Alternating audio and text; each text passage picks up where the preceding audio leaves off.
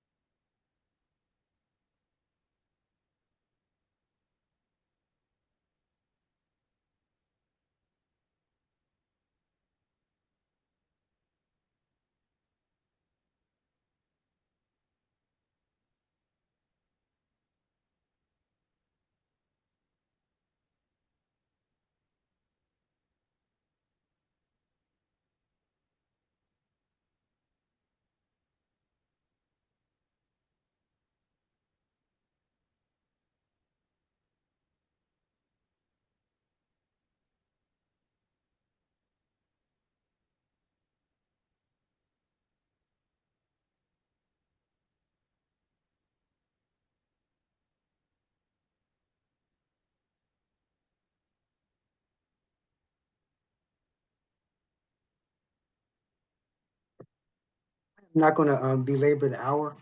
Uh, Welcome. Can you all hear me? Yes. Okay. Welcome to the National Association of Black Counselors quarterly discussion groups. I am Dr. Nick Battle. I'm the president of NABC. We have Dr. Dennis Ashur Winkler, who is the head of our education department, and he's the one that's responsible for these quarterly sessions. This month, we are talking about an introduction to Indigenous Psychotherapy, and I'm going to turn it over to Dr. Winkler to do the introduction of our speaker. Greetings. Thanks, Dr. Nick. Yes. So this is our first, since I've volunteered to take part in the education committee. I'm excited about it. I'm also excited about having Dr. Henry Gregory, a brother, a mentor, he's helped me in so many different ways as a supervisor, as a consultant, as a, I'm going to say, off the books, kind of even just being around him is therapeutic, right? So you get free therapy as a whatever you do with them, it doesn't matter. You're gonna get free therapy today. I promise you. So nonetheless, I want to introduce Dr. Gregory. I'll first go over his bio, right? And as it's written, Dr. Gregory is a mental health professional with over 30 years of experience. That's probably near 40 now, right? He holds a doctoral degree in clinical psychology, a master's degree in community mental health and psychology. He has expertise and extensive experience as a clinician, supervisor, director, trainer, consultant, and researcher in a number of service areas, including child welfare, criminal justice, substance abuse, HIV/AIDS, juvenile justice, school-based mental health, and behavioral health. Dr. Gregory, Dr. Gregory's primary clinical orientation is in family systems. He has specialized in development and treatment models that, and let me say this, in the development of treatment models that are applicable to diverse service populations and the clinicians who deliver services to them. He has participated in the enrich structural family therapy to directly address the needs of urban families and at Progressive Life Center Incorporated. He led the development of Into Psychotherapy, a cultural competent system of care that is spiritually based. Dr. Gregory consults and trains students, and through his own organization, the Rafiki Consortium, he is focused on assisting students, families, clinicians, administrators, and policymakers in understanding the strengths and resiliencies that sustain poor and Black families in spite of the great odds that many face. Dr. Gregory is or he recently retired as I'm sorry. Well, I'm saying the wrong thing. I'm going to say he still is associate director of the Center of Community Collaboration in the Psychology Department of the University of Maryland, Baltimore County. He also serves as the Cultural Competence Coordinator of Maryland Cares and SAMHSA funded system of care grant, and is or recently retired assistant professor at the School of Nursing at the University of Maryland in Baltimore. As a constructivist, Dr. Gregory passionately believes that we create our own destiny by how we think about ourselves and our circumstances. To this end, he believes that a focus on strengths, competencies, resilience, etc., will revolutionize the field of mental health. And just to say, with all of that, he has many accomplishments, but more than anything, I think Dr. Gregory is very human. I think he's about humanizing the experience, humanizing us all. Hence, we have indigenous psychotherapy, which he will articulate to us today, which I have the privilege to be working with he and his daughter, Maisha Gregory, on actually a paper that we're working on, speaking more to indigenous psychotherapy. With no further ado, I'd like to present to everyone Dr. Henry Gregory. Good afternoon, folks. Hope everyone is okay out there.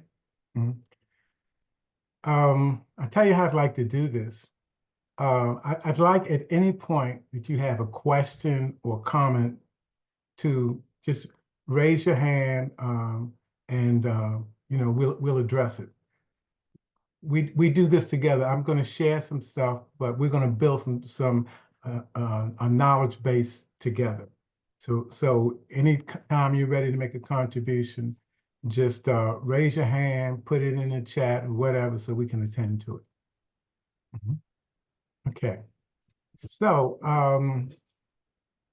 and what I'd like to do is I'm going to walk through a little bit of a PowerPoint to focus us a little bit and to add some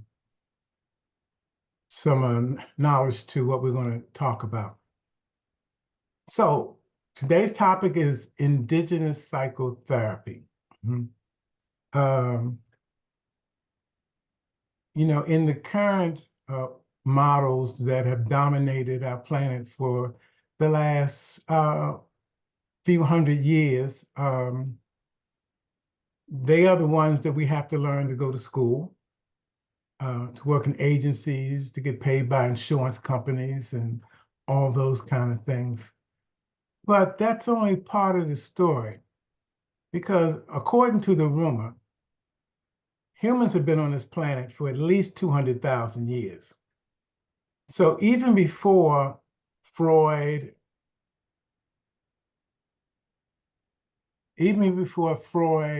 and some of the other folks got started, there were always indigenous healers in every community. They weren't necessarily called counselors or psychotherapists or whatever.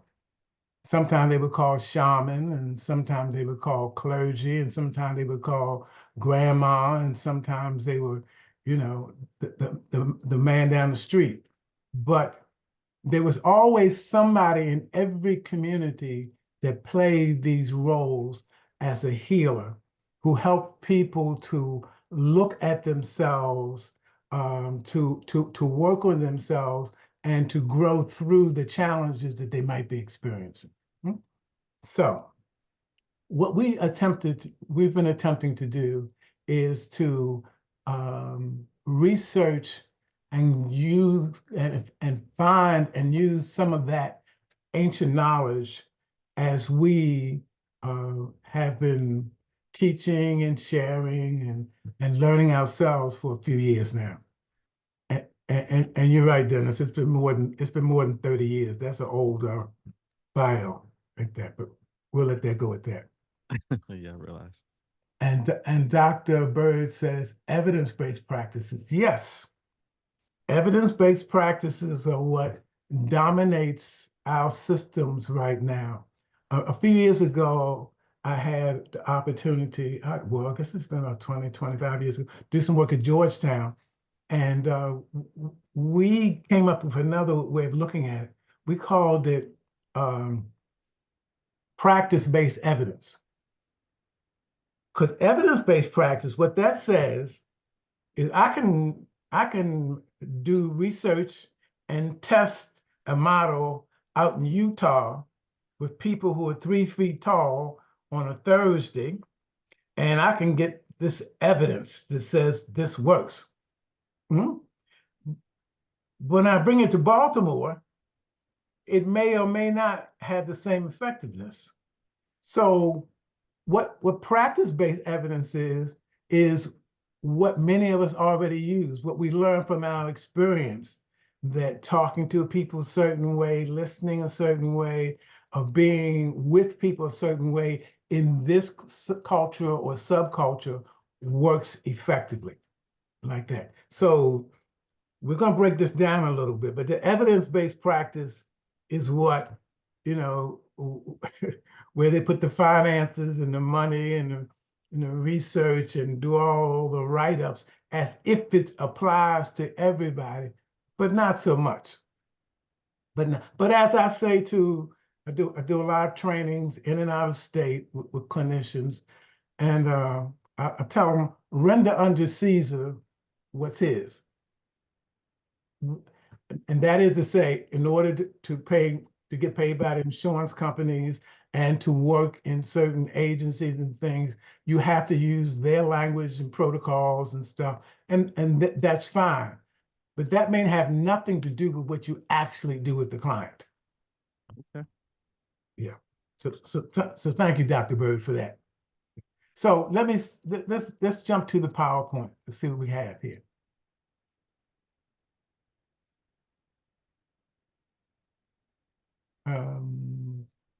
Okay, bam.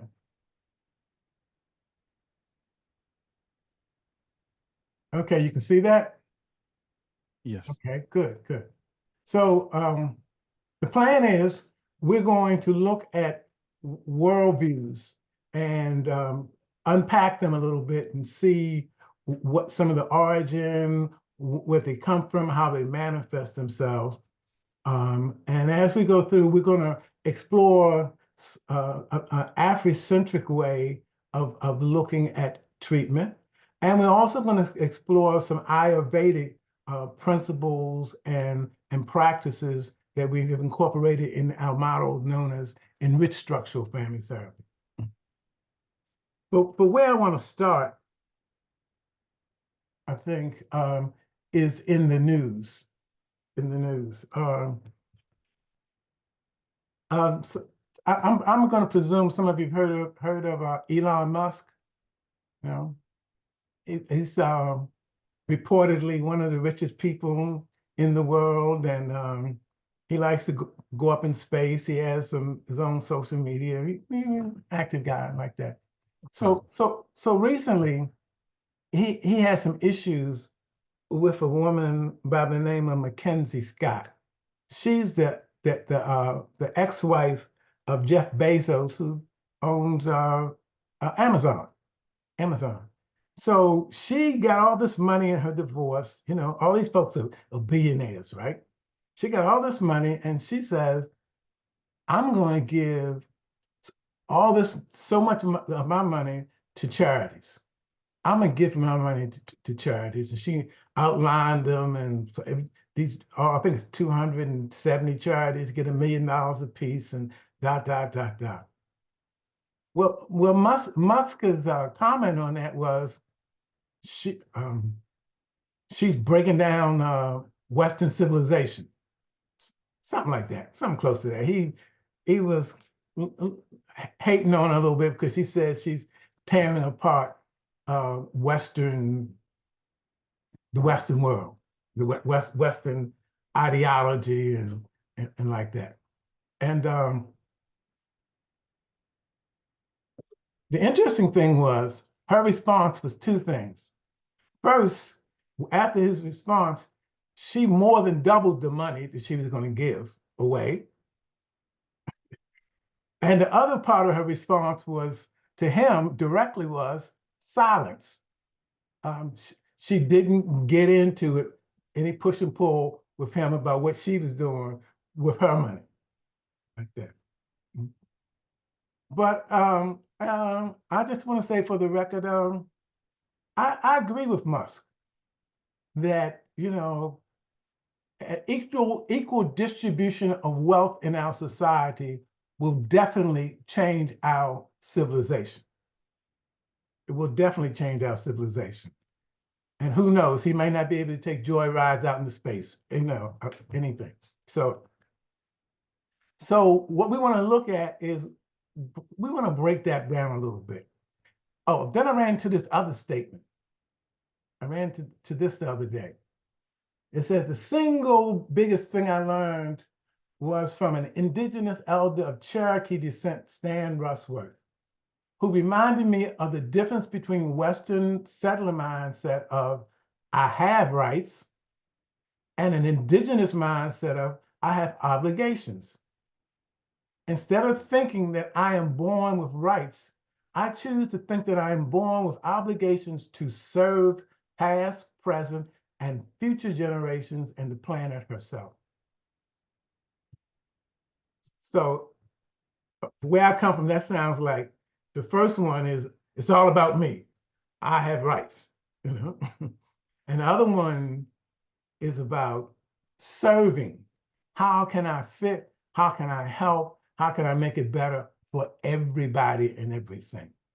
And a lot of that's being played out now in our society.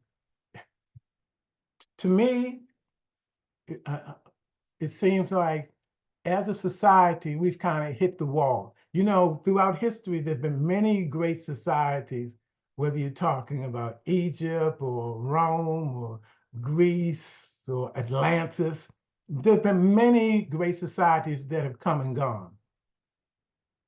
The difference in the current situation is the whole world is so intricately connected now that, you know, it's, when it goes, it will all go like that. And many of us believe we're in that transition now.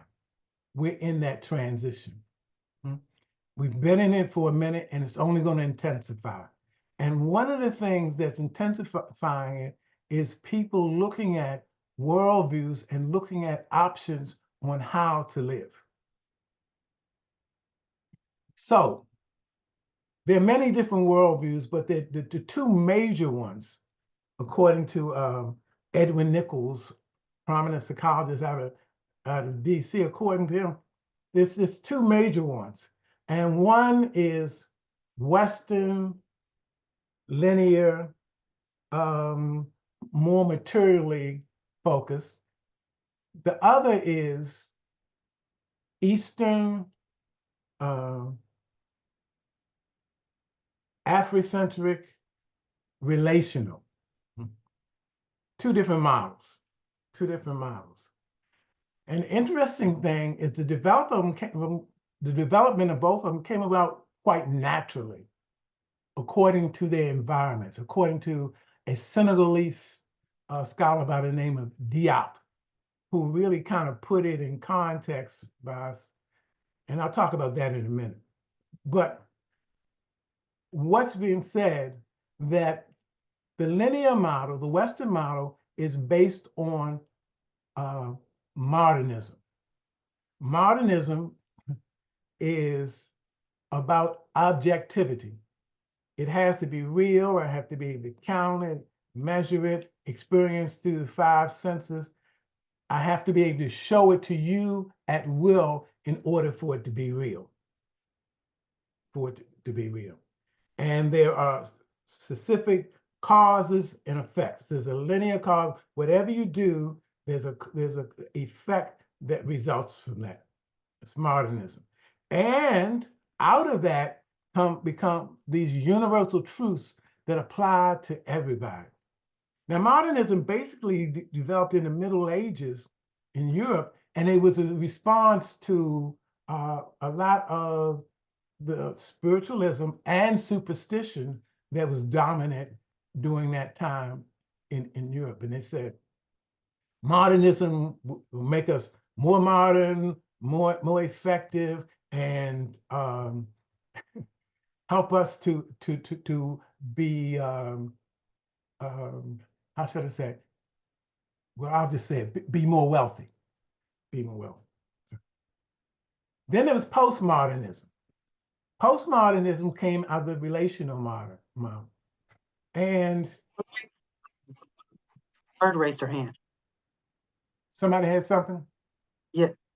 Yeah, I did have a question, but I was going to put it in the chat because you described a Western worldview arising out of a reaction to superstition, but wasn't that their indigenous way of being that they were also kind of reacting to? Yes, Okay. yes, yes, it was. And again, when we look at how these models arose, according to Diop, the relational model developed down by the equator, of course, in Africa, relational model. In a relational model, down by the equator, you have plenty of food. You have good weather. It's not expedient to have a lot of clothes because it's warm. You don't need a lot of housing because it's warm. You can go out in the morning and fish or hunt, and by mid-afternoon you're finished. So you're sitting around chilling, communing, doing relational things, right? Up the street in the Caucasus Mountains, it's a little bit different. It's cold. It's cold. So you have to, in order to survive, you have to be able to count, measure, categorize, store things. You have to gather enough and store enough food within 6 to 9 months to survive the cold months, like that. And you have to have much more clothing because it's cold. The housing has to be more substantial. So there's much more focus on, again, materialism and the 5 senses, because the ones who did not focus on that, we don't know about them because they didn't survive. But if I can add to that, part of what happened in the Middle Ages, you had not only that kind of mentality moving forward, but you had indigenous mentalities from other places that were more spiritually inclined, and like I say, some superstitious too. So it was a combination. And they decided, this is the way we're going. This is the only thing that's real. This is what we can document. This is what we can prove. And this is what we supported. Bam. Okay. It was also a way of controlling too. Ah, you jumped way ahead. Yes. No, definitely it was a way of controlling the populations. So postmodernism says that in order for something, for you to experience them, it does not have to be objective. Some things you only know through your own personal experience, subjectively.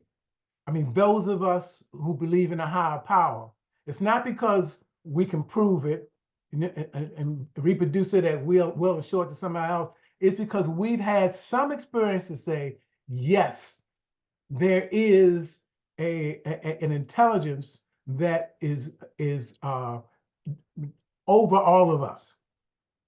I've had this experience subjectively, but do I get rid of it because I can't show it to you? No, I have to pay attention to that, because to me, life is speaking to all of us all the time.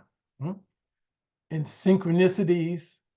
I don't believe in coincidences or accidents. You think about somebody and they call on the phone, or you see the same number coming up over and over again. It's just messages that have come to us in so many ways. So what relational says, it says that's valid. And it says instead of having a single cause to anything, everything happens with systemic causes. The example that I think of all the time is what we call ADHD, you know, attention deficit disorder, okay? And there's a line of thought that says so much of this is biological, so much of this is about our genetics. Okay, but from a relational standpoint, it's more than that. There may be some genetic components to it, but there's also some dietary issues involved. It's also a learning style. You know, it's also about how we interact with with those young people. If we are again trying to control them, sit down, shut up, and be still. Raise your hand and talk. That's not their learning style. They're very kinesthetic. They have to get up, they have to move, they have to touch it, and like that. So relational says that everything has systemic causes. There's no single cause. So just taking a pill for anything, it may have some influence, but it won't do the job without some work. But I'll come back to that. Relativity. Again, instead of universal truths, everything is relative. Everything is relative. Everything fits in its context. If you want to understand people, you have to understand them in their context. If you're putting the same requirements on everybody, trying to see everybody the same and put them in the same box, it's not going to happen, because everything has its uniqueness according to a relational model of looking at things. Okay. Then there's the issue of dichotomy versus being diunitive. Dichotomy means it's either or. Either you're male, female, you're black, you're white, you're rich, poor, you're in, you're out, you're right or you're wrong. Diunital says everything exists on a continuum. It says that, you know, remember those tests that talk about whether you're introvert or extrovert? And all of us are on that continuum somewhere. All of us have both of those in us, but to different combinations like that. So instead of being either or, it's both and. It's both and. Dichotomous. Again, when you say you either you're black or you're white, well, you know, biologically, as we look at this, there's no such thing as race. I think of beings from other planets that may look at us coming like we look at ants. You see, there's some red ones, there's some black ones, there's some brown ones, some big ones, some small ones. Wow. But in this case, all these ants think that they're different.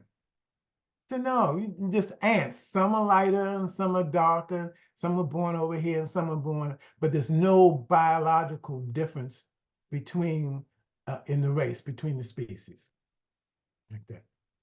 And even the thing about right and wrong judgments, you know, again, everybody is right from his or her perspective. There's cost to it, because you could, on this planet, you can do whatever you want to do, but at all costs. There's a price tag with everything.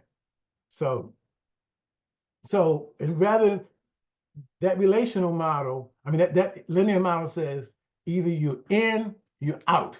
You know, I almost said was that what Musk was saying? You know, you're right, you're wrong, male, female. Well, some people get born with more than one genitalia, more than one system. You know, I mean, just personally, I think, you know, we've kind of gone over the top with some of that, but we always do that. But there are people who are on the line and there are people on both sides of the line, and like that. It's a continuum. Again, it's not an either or all the time. Then there's determinism. Determinant. When I went to undergraduate school, one of the books that really got my attention was Beyond Freedom and Dignity, B.F. Skinner. Basically what it said was if you give a person a certain stimulus, you will get a certain response. If you give them a certain stimulus, you will get them a certain response. Determinism, beyond freedom and dignity. It's the premise that all these commercials are based on. Do you know how many commercials that we see in a day?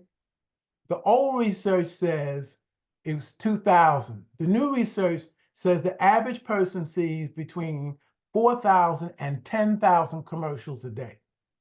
You know how you be on your phone scanning and all those commercials come in there? Or you drive down the street and you see all these billboards and stuff, and turn on the TV and you know, it's just Google the stuff that comes at it. And it's based on this determinist model. You know, if you watch TV, you'll see commercials and somebody will come up and they'll be dressed and they'll be doing this or just showing nature. You don't even know what it's about. And at the last minute, they'll flash the name or the logo of what they're selling because they know that if they just have your attention and have you interested and curious, when they show that thing at the last minute, it's going to make an impression on you. That's that deterministic mindset. Well, relationally, they say the only thing you get on this planet is free will. Is free will. Not to determine what happens to you, but to determine how you're going to deal with it. One of my favorite examples, it was Nelson Mandela. You might have to go to jail for 27 years for something you didn't do. But you have a choice. I've seen people go to jail and come out twice as crazy as they went in. I've also seen people go to jail and come out like they've been in a monastery. They've been studying, they've got degrees, they've gotten into a spiritual practice. They come out, they open up programs and all kinds of stuff. So it's not about doing the time, it's how you do the time. So from a relational model, we're always acknowledging free will. And as I said earlier, everything costs. You can pay up front or you can pay afterwards, but you're going to pay. But you're going to pay.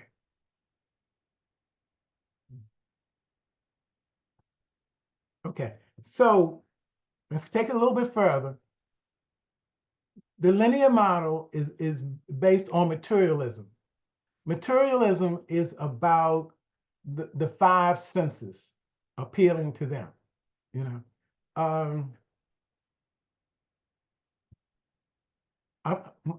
Most of us have a lot of things, you know. I mean, when I came up, you might have two pair of shoes: a pair to wear to school, and the school, and a pair to wear to church.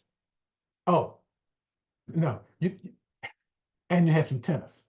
You had maybe two, maybe three pair of shoes. Now it's not odd for us to have 15 pair of shoes, you know? Materialism, at some level, buying into the thought that if I satisfy these senses, I'll be okay. But you know how that works. The more you feed desires, the more active they become. The more you get, the more you want. The other model, relational, is about relationships. It's about people. It's about how we relate to other humans, and even including how we relate to ourselves. One of the things, and we've already kind of said it, in this current Western society, it's not about people. It's about wealth, power, and control. Wealth, power, and control. So when we talk about relationships, we're talking about, it's about people. The other day, I got a call from my bank about a fraud call. And both of the young women who called me were young Black women. The first one, she was very mechanical, very distant, very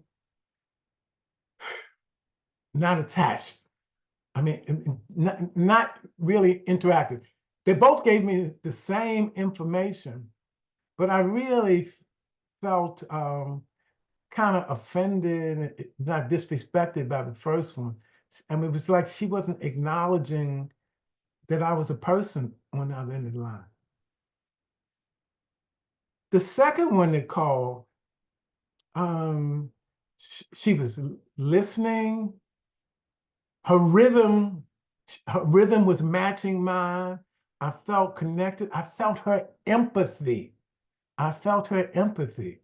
And same information about the same thing, but two entirely different presentations. And what I propose to you, we can talk more about it, but to me, that's one of the main things that matters in our work as counselors, as therapists. It's not the model you bring to the party, it's the energy you bring to the party. It's the energy. I don't usually see a lot of adolescents, but recently I've been getting these 19-year-olds. You know, again, it's no accident, you know, these 19-year-olds. And one young man came with his mother directly from an institution. He had been in another state in school. Things started kind of falling apart. She brought him home and had to end up taking him to a mental hospital, and he was there for a week. They came directly from there to see me. And I'm seeing him, and I'm just trying to listen with him, connect with him, be with him. And his mother said, wow, I've never seen him that talkative. I mean, he just opened up. Felt connected, you know. And later we talked about some other things that he's interested in. Because I was present, I was there for him, I was genuinely interested. The old research going back 40, 50 years saying the most important thing in a therapeutic interaction is empathy. Empathy. Being willing and able to go into somebody else's world and understand it from their perspective.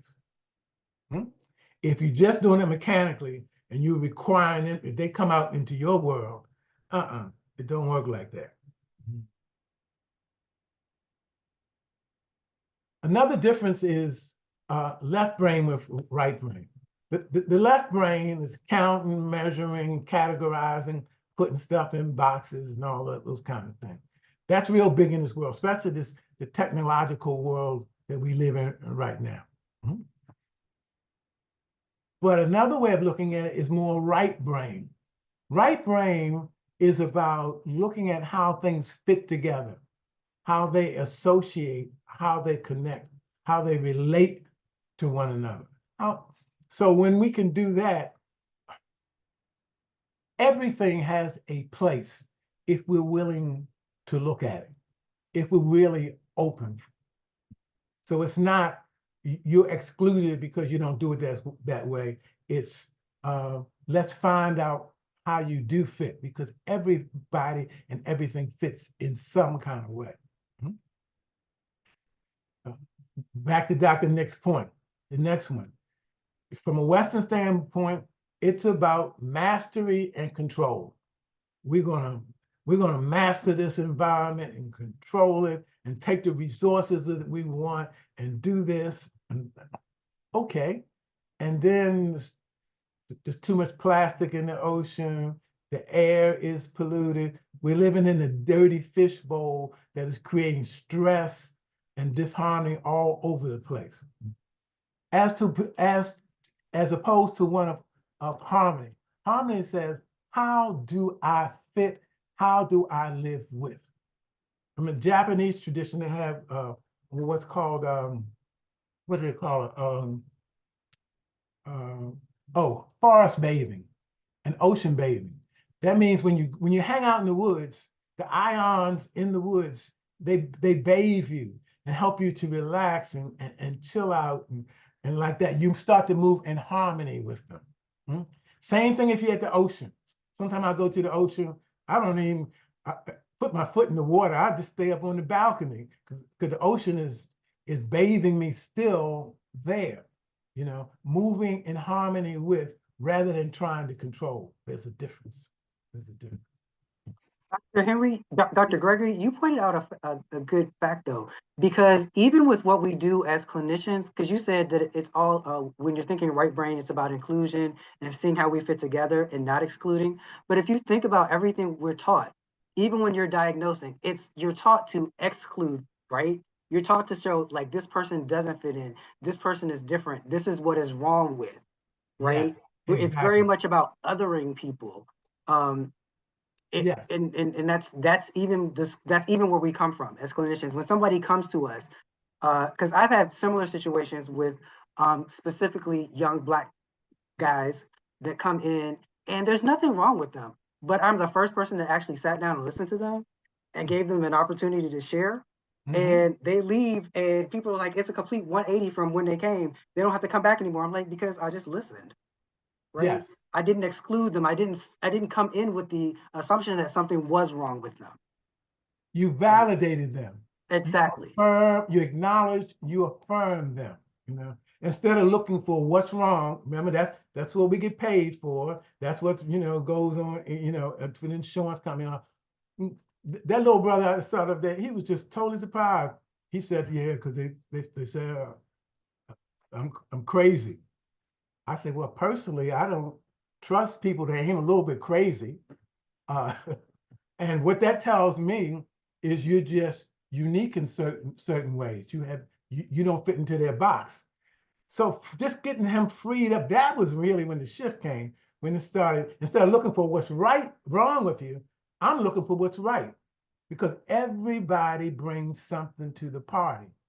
And so much of this in this society is about comparison and standardization, fitting in the box.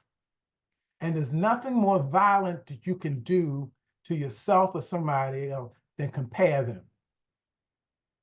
Because each one of us comes with a uniqueness, something that we bring to the party. So everybody is not supposed to learn trigonometry, and everybody's, not supposed to be able to learn Latin, or even play basketball or whatever. But everybody has something. One of the things I like to do when I work with people is that everybody has a creative vehicle to help them express themselves. The issue is to find out, if you don't already know, find out what's yours. And a lot of times with elders, we've done things when we were younger, we put it aside and whatever, but picking it up when you don't have to do it and just doing it freely can really be freeing in a lot of ways. Everybody has something to bring to the party. Excuse my language, God don't make no junk, And so when we can open up like that, because the system, the way it is, this Western system, it's about putting people on the assembly line of the gross national product so they can work, those jobs and march in those lines so that the system, people at the top can make their money and have their control. So when I see kids who don't want to do that, who want to be street entrepreneurs, I'm thoroughly supportive of you being a street entrepreneur, just about you selling something that is helpful to you and to the community, but use that energy. Yes. If that's what's calling you, go for it. Oh, everybody doesn't have to work a 9 to 5, Everybody doesn't have to know technology, but we all have something to contribute. And when we're open, when we're really listening, when we appreciate, when we go into that person's world, we help them to identify their uniqueness. I mean, I could go as far as to say everybody here listening today can at some point remember being when we, as a youth at least, feeling awkward and I don't fit and you know, I'm not good at this and you know, who am I really, you know? I mean, that's part of growing up. It's really a continual part, but we go through it intensely when we're young, trying to find ourselves. And if society is just pointing us to the box, it's easy for us to feel like I'm not worthy, I'm hopeless and helpless, so anything goes. And then you hear the kids say, "Well, I didn't expect to live to be 25," you know,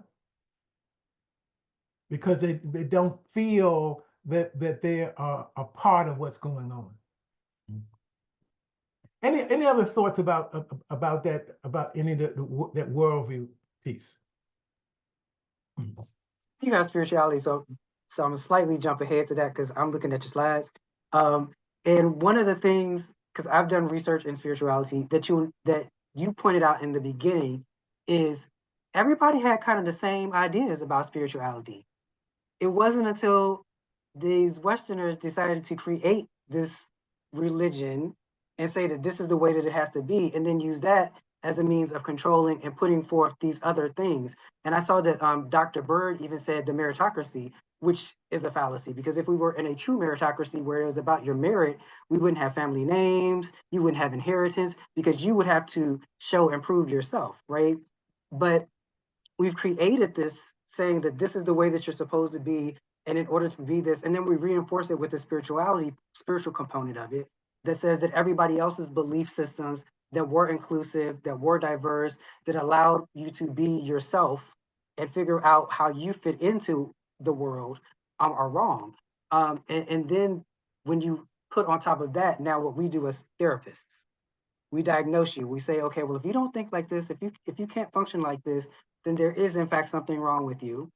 And we're going to medicate you and we're going to do all of these different things to get you in line with how everyone else thinks, feels, acts, and believes. Yes, we want to get you in line, get you to do it our way rather than support you in doing it your way.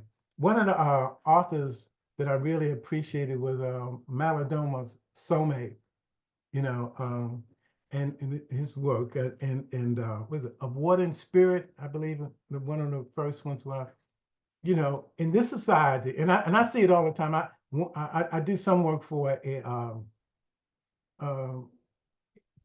clinic, and a lot of the clients are in recovery, and you know, once they get comfortable and they say I'm open to it, they may share that they hear or see things, you know.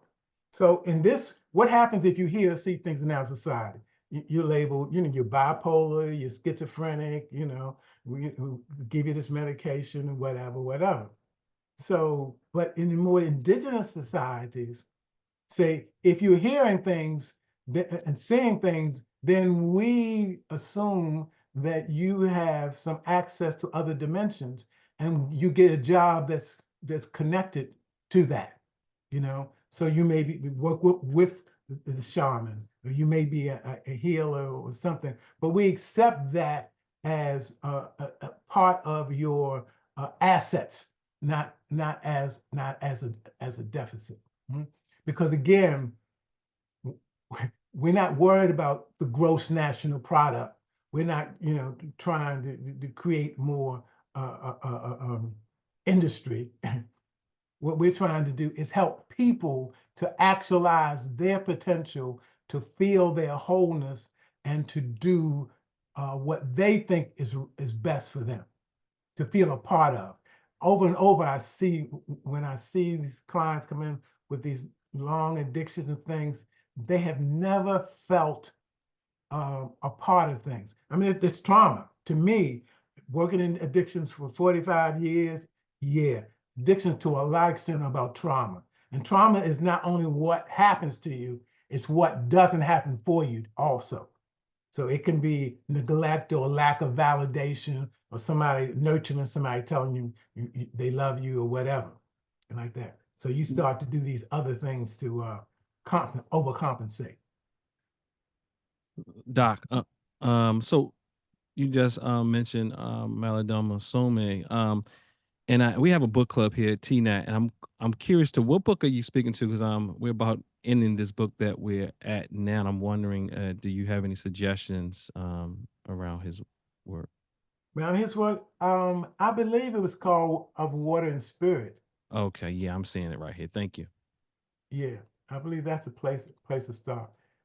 His wife also did some writing and put out some good stuff, but again, it opened up the door for many of us to start looking at things from another perspective. That spirituality piece is so important, and as Dr. Nick implied, we're going to differentiate between religion and spirituality.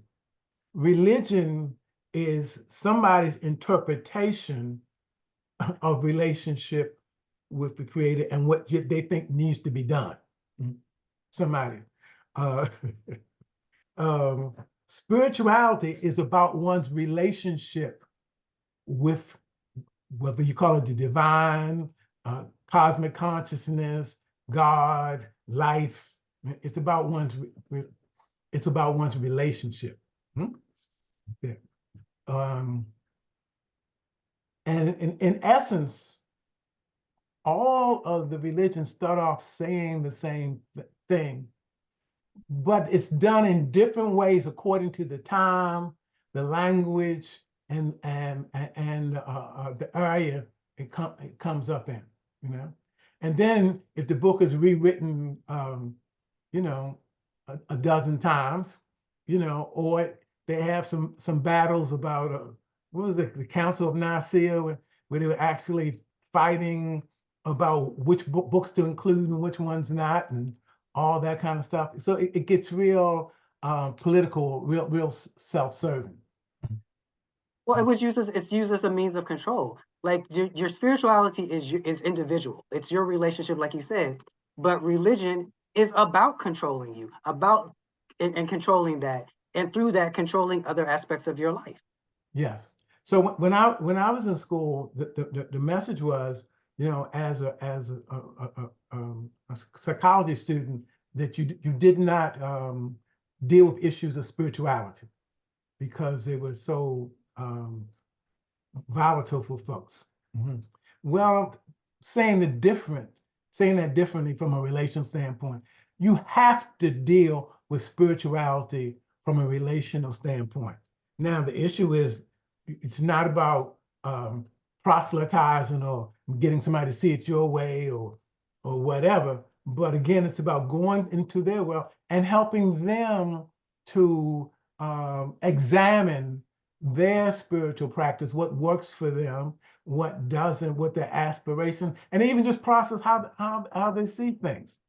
Help them to examine their spirituality. And Dr. Gregory, from a cultural standpoint, you can't do therapy, especially when you're doing therapy with us, and not deal with the spirituality part. No, you can't. I remember being a little younger and doing home visits, and you knock on the door, and it didn't want to know what school you came from or how many degrees. They said, "What religion are you?" Yeah.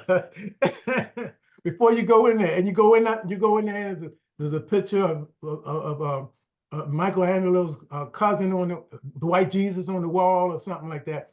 But you have to relate to them, start through their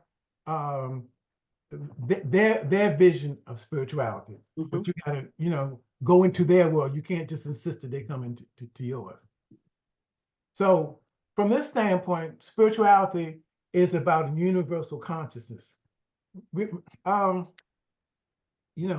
recently had death in the family. I'm talking to so many people who have, and one of the things that's real clear, none of us came here to stay in this physical reality. We're just all passing through. We're just all visiting. But according to the theologians, according to the quantum physicists, and everybody else, energy is neither created nor destroyed. It just changes form. So those who have left here physically don't stop existing, you know? They continue to exist in another realm, and they peep in every now and then. Some of us see them, sometimes we feel them, sometimes we just, you know, have memories and appreciation, you know, because we're still connected to them, and like that. And again, one of the biggest assets we have is our energy, our vibration. And we can either raise or lower our vibrations depending on what we think, what we do. It's like a computer, whatever it goes in, comes out. So just a little personal stuff. So we know that people would be driving now all kinds of creative ways, right? So I can watch myself sometimes. Sometimes I can say, or, you know, just get a little irritated by it. When I'm really being on my thing, instead of doing that, I'll just send them a prayer. I'll just send them a prayer. What that does is not only to me helps them, it helps me. Because it keeps me in a better space when I'm sending somebody a prayer rather than getting angry at them or irritated or frustrated with them. Because to me, the most toxic energy on the planet is anger. If you allow a person or a situation to anger you long enough, you will self-destruct, you know, because that's going to play out in your body. It's going to play out in your interactions with other people, with yourself. That doesn't mean we don't all experience anger, but it's how you deal with it. Emotions are messengers. They come to help us to understand. If we can receive them, receive the message, then we can let them go. But again, part of what we've learned in this cognitive Western world is not to deal with emotions. And what happens when you don't deal with emotions? They deal with you. They deal with us. They deal with it. Then I wake up, you know, I wake up with handcuffs on, you know, in jail or somebody's hurt, you know, because I allowed the emotion to deal with me. That emotional competence. If I could put one thing into the school system, it would be that at an elementary level, emotional competence. Because the earlier and the more clear we learn it, the better we're able to take care of ourselves and interact with other people. Not my will, but thy will. Well,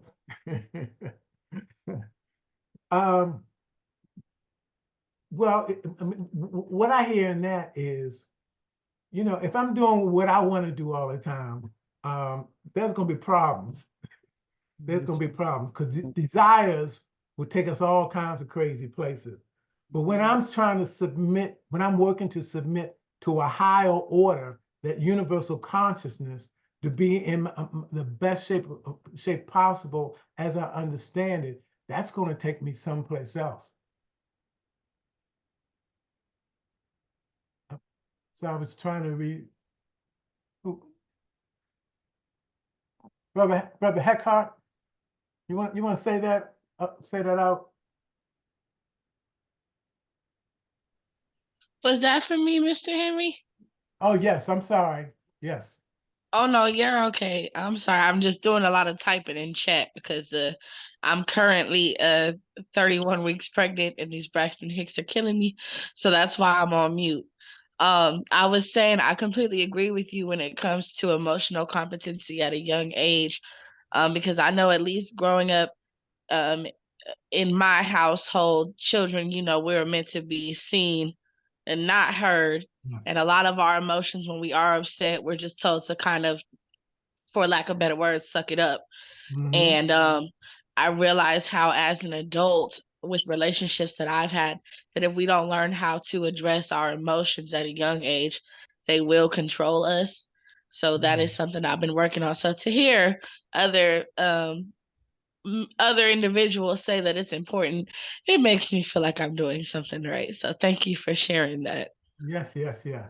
And even being pregnant, when you're listening to soothing music, you're rubbing your stomach or just telling your baby that you love him, all those kind of things too help with the development of emotional intelligence. Mhm. The three things that we're not going to go into today that parenting is about. It's about socialization, protection, and nurturance.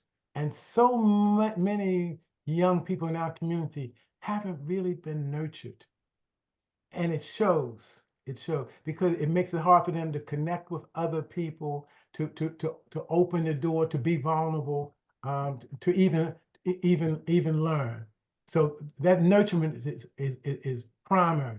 And so we can start that as early as we can. Nurturement says, I love you, I see you, I love you, I appreciate you. Mhm. Science and therapy that you are supposed to teach your children how to deal and relate to other people because they're going to have to relate and deal with you. But your goal is to teach them so that they can relate and interact with other people. A lot of parents just teach them how to relate to them, and they don't teach them the skills they need to interact with other people. Yes, yes, yes, yes. Dr. Berg, were you trying to get back in? No, I'm good. You good? Okay. Okay. Sorry. So what else about spirituality? Oh, okay. So some of the virtues that elevate our energy, our vibration, integrity, truth, courage, humility. Some of the ones that lower it when we're being dishonest, disloyal, infidelity, depravity, all those negatives will bring our energy down. Excuse me, but what I see happening right now in the world as this thing is really shifting gears, there are more and more people who are waking up, who are taking more responsibility for their own vibrations in spite of the systems, in spite of um, uh, uh, uh, this craziness going on in the world. There's more and more people who are doing that.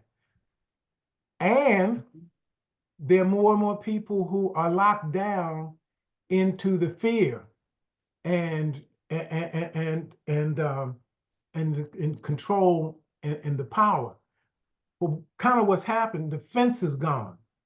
The fence is gone. And what gets acknowledged through the news and so much is the people with the lower vibration. But everywhere I go, I see more and more people are waking up and are doing more to become more self-sufficient, more spiritual, however they define spiritual, are are working to raise their vibration and are being accountable and responsible for themselves. So, but that doesn't get as much play. So part of the spirituality is answering these three questions. Who am I? Who am I?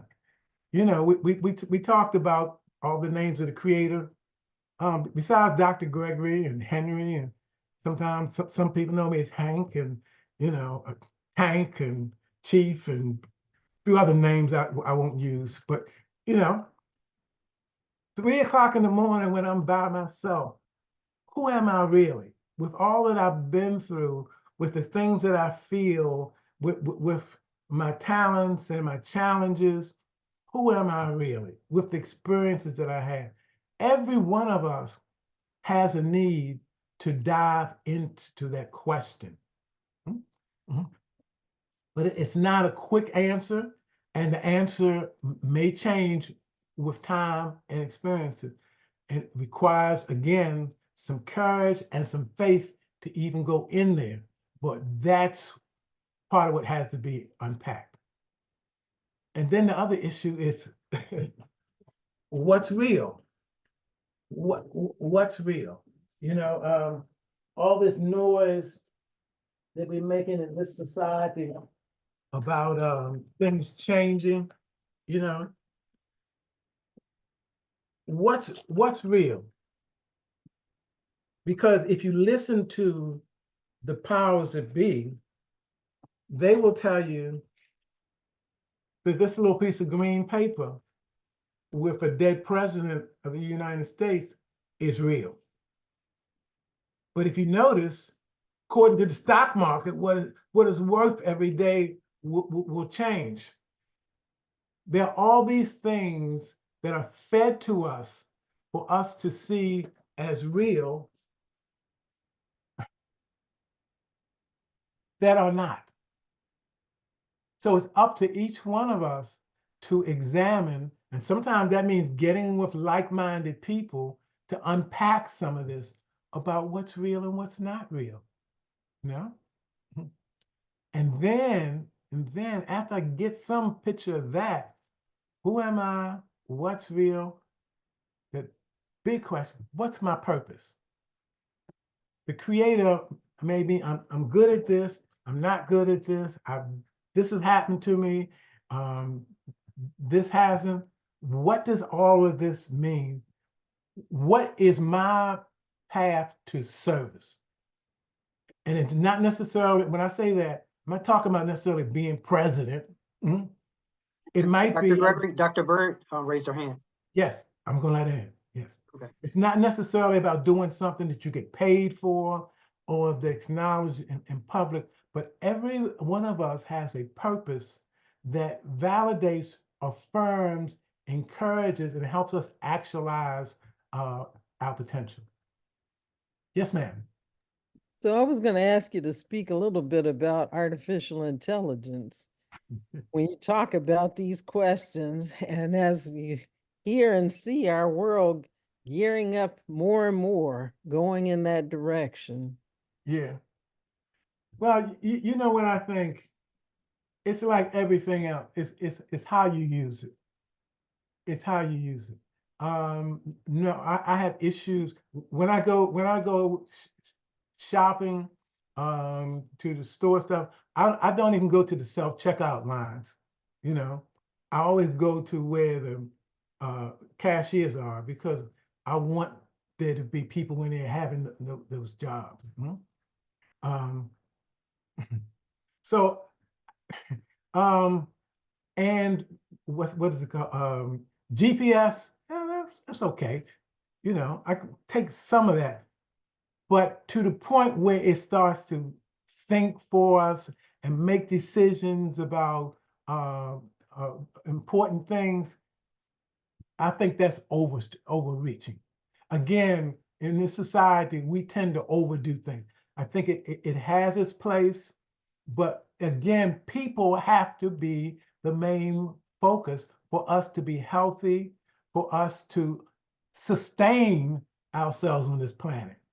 If we, to me, if we get more into artificial intelligence and this technology and stuff, you know, it'll be one of those futuristic movies where we just implode because it's out of hand, it's uncontrollable, and there's always things that are unforeseen. So that's my point. It's not the thing itself; it's how we use it, and again, so much of it is getting used in ways that aren't healthy for us.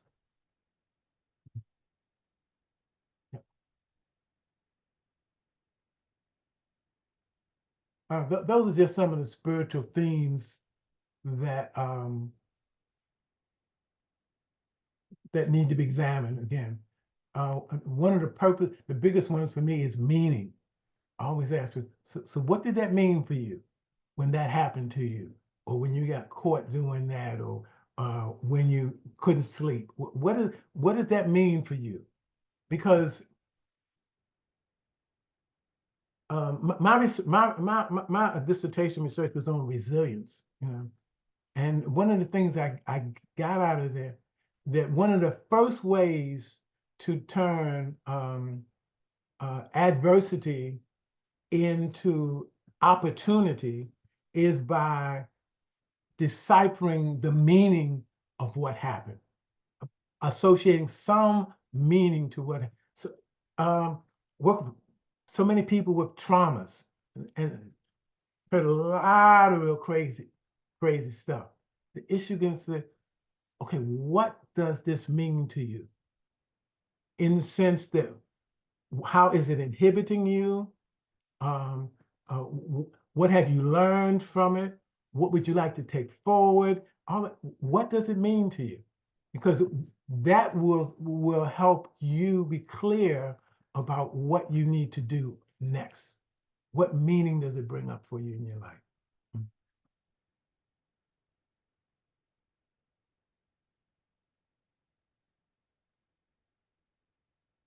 Oh. So what do clinicians need to address spirituality? To be non-judgmental, accepting, and empathetic in relationship. Oh, so that's pretty easy, right? It's easy with people that you like and that you can relate to. People that you feel connected to. But for people that have characteristics that may be offensive to you, that may have worldviews that are challenging for you, or it may be a little more challenging to really be open in that way. So at some level, we have to continually check ourselves. And again, what does it mean to you when you say, this person is a racist, you know, or this person tried to hurt me, you know? Say, what does it mean to you? And what do you think that person was trying to do for themselves? When we do stuff, it's never about the other person. The other person is the opportunity. If anything, they're acting out a projection.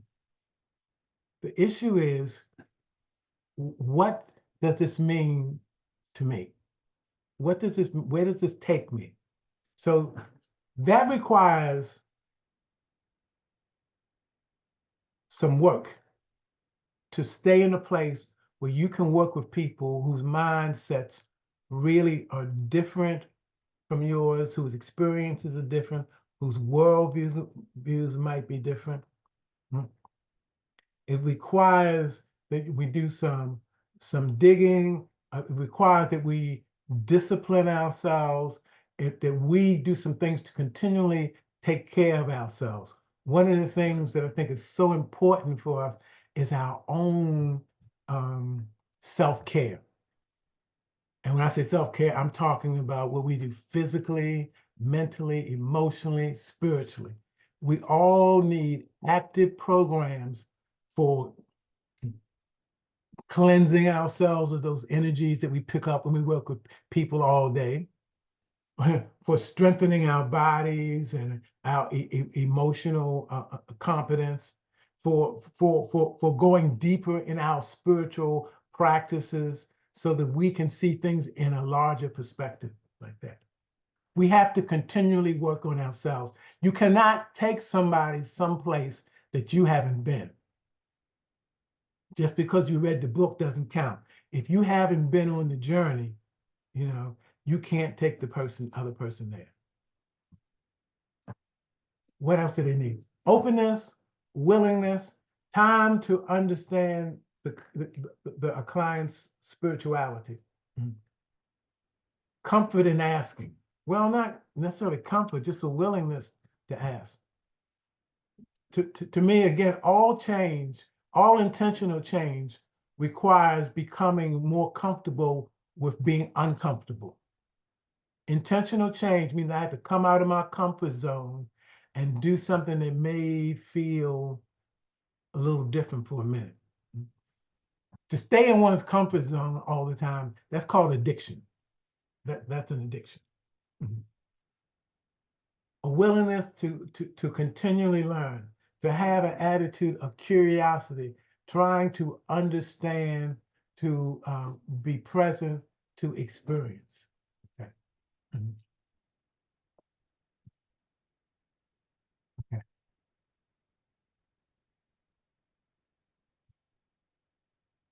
again, so much of what I see is about trauma, intergenerational trauma, as well as what happens to people individually and collectively. And when we can unpack it, you know, when we can unpack it and help people move toward, what's that word? I think it's called forgiveness. Mhm, mhm. Forgiveness, to me, forgiveness is the antidote for anger, which is considered the main toxicity. That doesn't mean you forget. I mean, if you borrow money from me and don't pay, I may forgive you for it, but I'm not going to forget and give you more money. You know, that's not helpful to you or to me.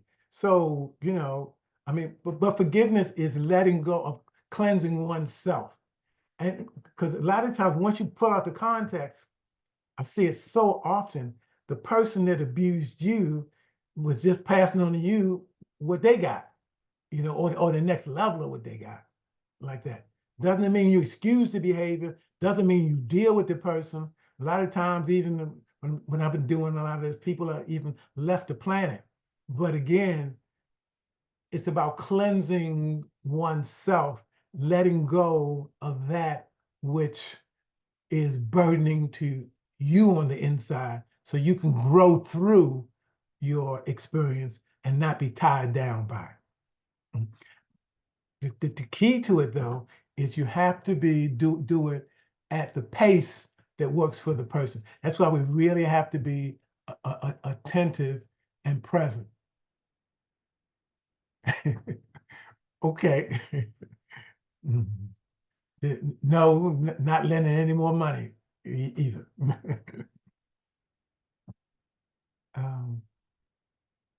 And so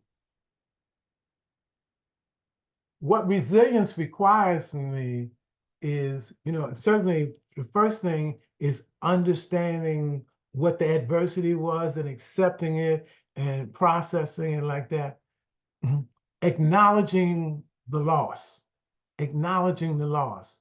whether it's esteem, whether it's sense of safety, whether it's money, whatever, acknowledging the loss. But then at some level, there has to be an acquisitional reframe. That means what you gain. The universe is balanced. Anytime it takes something away, it gives something back. You've heard this saying, the first shall be last and the last shall be first. Through all that we've been through as a people, in many ways, we're the leaders on this planet. We have been through so much in so many ways. In many ways, we're the leaders on this planet. Not that we're going, not that they're going to, you know, let another one of us be president or whatever. But, you know, when you look at styles and music and language and spirituality, everything, in a lot of ways, we're the leaders. Sir? So Yes, I have a question. When you go through this process, and I'm talking to this slide and also the previous slide when you spoke about forgiveness, do you offer psychoeducation, or is it just you understand where you're going with the process and aid the individual through this process? Because I mean, I'm just thinking about the word forgiveness. I'm thinking about and how much that can be a trigger to people. Or do you even offer that up as like, okay, we're going to work towards this, or is just part of the process, or maybe a little bit of both, depending on the person where they are? the answer is yes. Yeah. It depends on the situation. You know, Yeah. certainly sometimes we'll give somebody something to read or talk directly. Sometimes we never use the word. Hmm. Sometimes it takes time, you Hmm. know, so it's no one way to do it. It Hmm. depends on the person, it depends on the situation, Yeah. where we are in the therapeutic process, all of that. Yeah. And, And everybody's smart now. I mean, I'm not saying people, I'm saying, so I'm talking about psycho, they have all the psycho babble because of the social media now. You know, they test you as a therapist. You don't know that word? What? I had a couple come in the other day and they were just talking to me about their traumas going on and on and on. And, you know, it's okay, but at a point I had to start, I started laughing at them after we, you know, because they're kind of stuck in that. And say, all right, what we gonna do about that? Y'all, you clear about what happened to you, and even about how some of this is affecting the relationship. So what's the next step? Um, Brianna, I'll be right with you. When I talk about forgiveness too, I like the piece on radical forgiveness. Radical forgiveness is the concept, is a book and some whatever, is a concept that nothing that happens is good or bad. Everything happens to teach us. On a spiritual level, there's no such thing as pain, right, wrong, bad. There are things that happen to help us to grow. So at some level, what it says at one point, about 2/3 through the book, something, it says we almost need to thank people who have hurt us or have abused us because they gave us something that was of value to us. Well, doesn't mean they aren't accountable for what they did. Doesn't mean that at all. But it says everything fits in a harmonious way in a larger sense in the universe. Just like slavery, it fits because it got us prepared for understanding some things that who knows, maybe it would have been difficult for us to understand otherwise. I don't know. So that's just a thought. You can check that out for yourself. We don't have to, I'm not trying to get you to buy into that. I'm just throwing that out there. Brianna. What book? I'm sorry. What book is that? It's called Radical Forgiveness. Oh, okay. Yeah. Brianna? Oh yeah, I was just piggybacking after what Dr. Winkler said about at what stage during therapy do you actually talk to your clients about forgiveness? Because I know, speaking for myself, being told to forgive at one point in time was a trigger for me because I was like, why do I have to be the bigger person? They did this to me. And I mean, now that I'm older and I've, gone through my program and I've gone through therapy myself, I do understand that forgiveness is more so for yourself. And usually the thing that happened to you is a smaller part of your entire picture. But it took years for me to get to that point. And I just wonder, will you kind of know in a sense, or is there a science behind it to when you should bring up that topic? Because yeah, for some people, they're not understanding that forgiveness is for them to suck the poison out themselves necessarily. They think it's, oh, you have to be the bigger person and just let it go. Well, a couple of things, Brianna. One is, how do you know? Intuitively. Knowing it's three things. It's logic, it's the heart and emotion, and it's the gut. It's intuition. So part of this is being present, allowing yourself to learning to trust yourself as you pick up cues and hear things, and it'll let you know when it's time to move to that. The other piece that it said, I'm not suggesting that you tell anybody they need to forgive anybody. I'm not suggesting that at all. Matter of fact, I'm not suggesting you tell them they need to do anything. You may help them to examine the process. You may help them to look at options, like that. But it's not our job to tell people what to do. As a matter of fact, one of the differences I see between the Western and Eastern ways of looking at things is about so much of the Western way is about problem solving.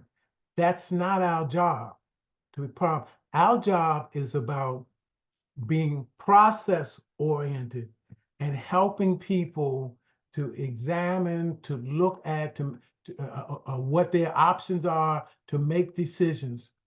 That doesn't mean, sometimes we may make suggestions, My recommendation, if you're going to make a suggestion, ask permission first. You can do that, because again, it's not our job to tell people what to do or to try to solve their problems. It's to help them to develop the capacities, the insight, to clarify their goals, and to understand what assets they have in the process.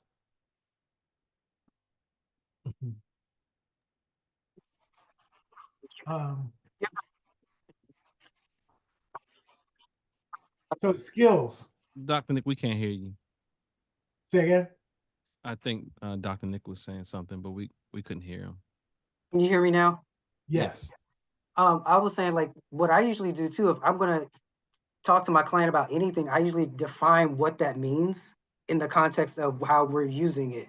So if I was talking about forgiveness, I would do just what Dr. Gregory did. I would explain exactly what I mean by forgiveness and then go into talking about forgiveness. And I wouldn't tell them that they need to forgive, but I would say, this is what forgiveness means if they bring it up. Yeah, yeah. Or my ask is, so what would it take for you to look at this? Right. What are you hearing as I'm talking about this? What does it mean to you? That's really back to that meaning thing. So the skills are basic. Reflective or active listening. That's about there's old research that says excellent therapists use reflections and active listening as much as 85% of the time. The newer research says 95% of the time. So anything you can ask in a question, you can make in a statement. Like, again, it's not about telling people what to do, arguing with people. It's, it's about helping them to look at things differently. And listening is the main communication skill. So you say this is not working for you. You say you're really scared. It really hurts you when that happened. You don't want to see him anymore. You're telling them what you're getting from what they're saying. And I remember, was it a couple of days ago? I told somebody, I said, "You feeling this way?" They said, "No, I'm not that feeling that way. I'm feeling this way." Or I heard somebody say one time, they said, "I said, you're really angry at him." "No, I'm not angry at him, because if I was angry at him, I want to kill him." Okay. It's not about them agreeing with you, but when you're doing that process correctly, you will help them go deeper and deeper into their own self. Then there's affirmations. Again, I'm surprised, so pleasant surprised how often people will come in and tell you, "Yeah, I'm bipolar." I say, "I'm Dr. Gregory. Pleased to meet you, bipolar." They'll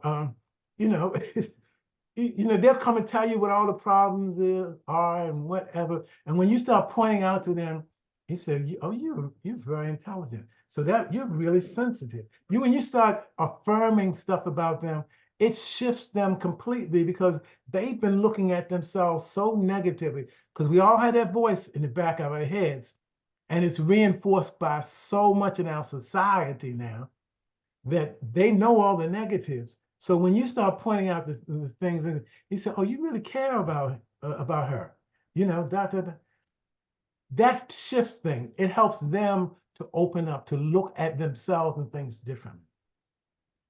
Then there's relabeling, just negative to positive. "I can't do that." Sounds like you want to. That ain't happening. So that might be rare. Just a little shaving from the negative to the positive to create some possibility. And the one that I think is really so important is reframing. Reframing again, adversity to opportunity, loss to acquisition. Again, you don't want to jump past somebody's issue. You want to acknowledge their issue and like that. But, when you can, you want to gently but clearly start to reframe some of this stuff, so they can, all of us see things from a perspective. we have and we think our perspective is the ultimate truth.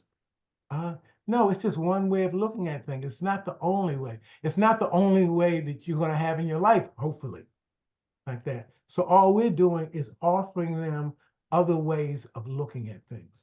And to that, to me, is a real creative science, real creative science.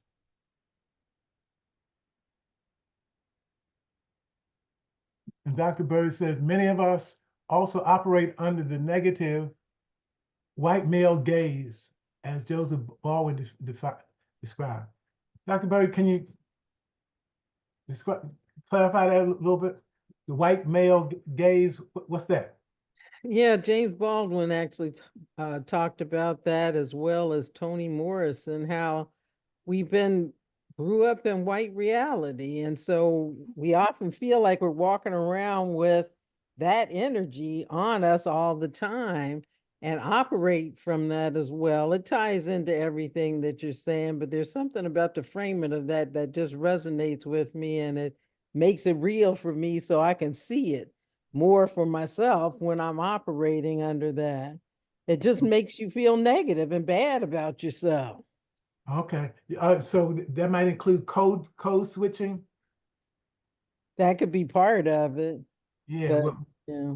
where we consciously or unconsciously try to fit into that mold to be accepted, to be considered as valid. And we don't know our authentic self. I guess that's what. Okay. Yeah. We don't know our authentic self, and certainly don't trust our authentic self. Yeah. Yeah, that's critically important.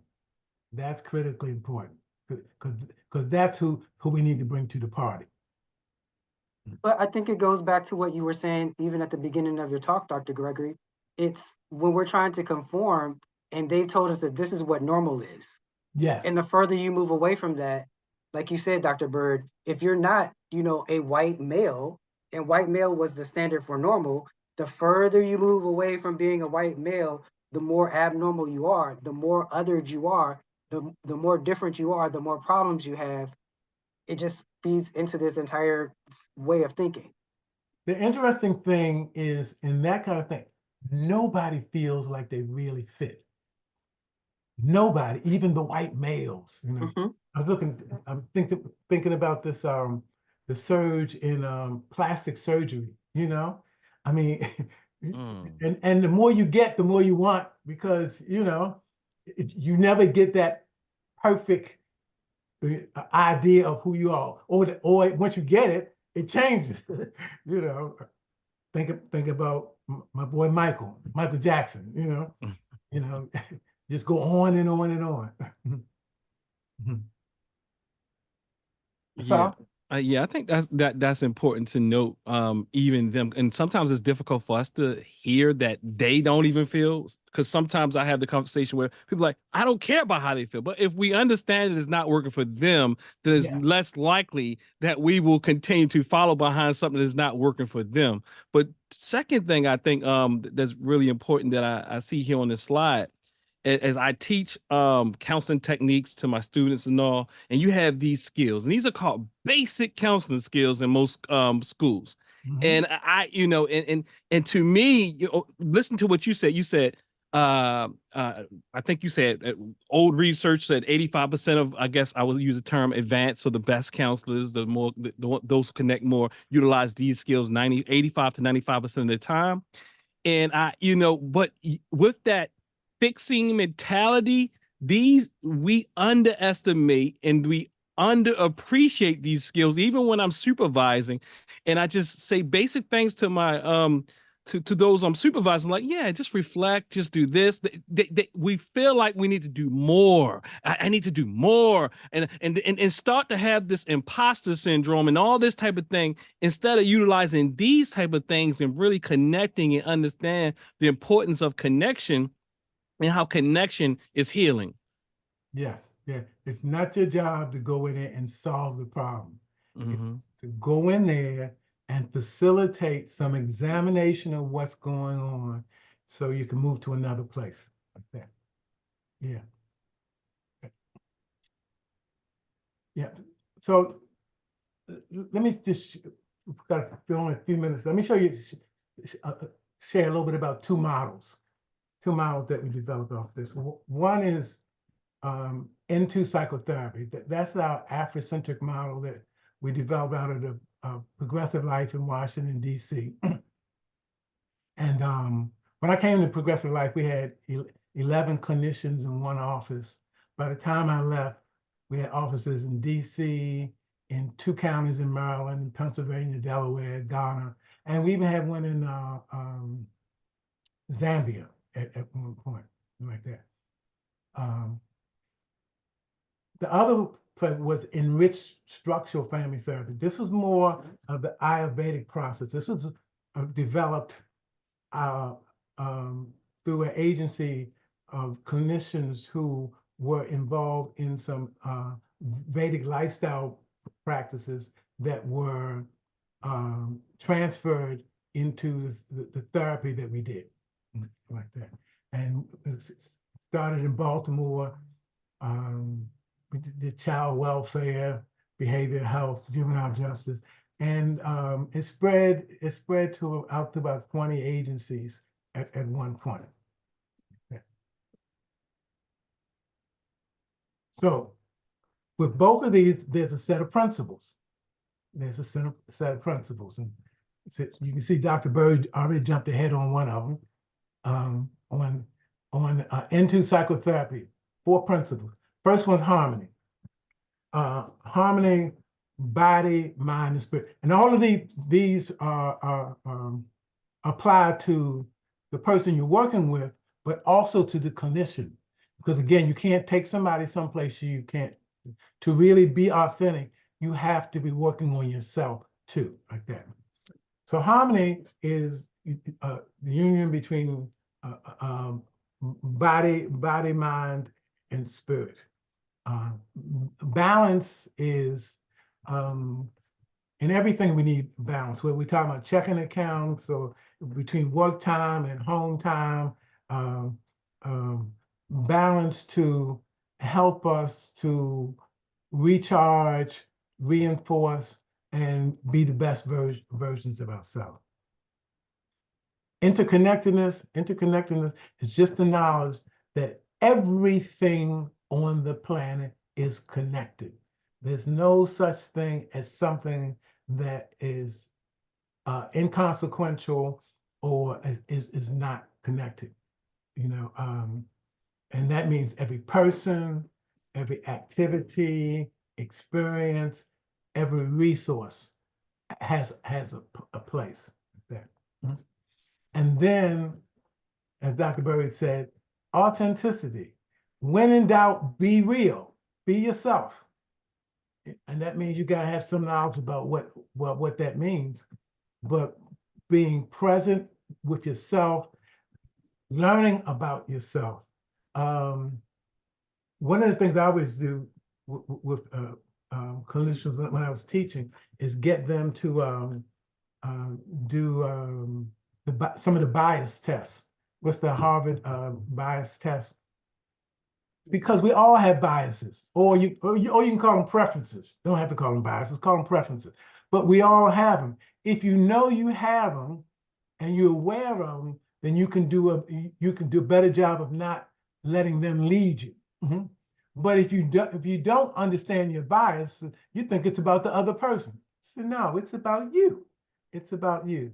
So again, it's about doing your own work so you can be the best, the most real version of yourself. Right there. What the young people used to say, keeping it real. Authenticity is about keeping it real. From the enriched structural family therapy, and this was a model that we took the structural family therapy model that Mnuchin developed, which he developed incidentally by looking at Black healthcare workers in institutions, by looking at them through a two-way mirror and seeing how they approach their clients successfully, and he documented that, and that became the structural family therapy model. Okay, and he even acknowledges in his book, Families of the Slum, that that's how it got started with, what's the guy's name? Jerome Ford, who was my mentor's older brother. Yeah. So we took the structural model and we added some pieces to it that came out of, again, our Vedic practices. And one piece is about sharing, or what we call dana. And that simply means nothing belongs to any of us. We are all just caretakers. So we all have the obligation to, when we have something, to share it in a responsible way, to share it. So, so I guess we can tell Elon that Mackenzie Scott was, doing her dana, just sharing. I mean, some people, in some churches, they call it, what do they call it? Say it again, I didn't hear you.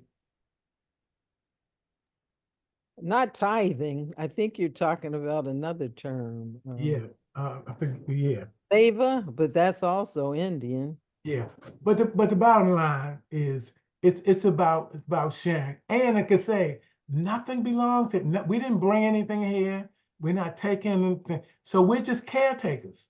So it's our job to use whatever we have in our service.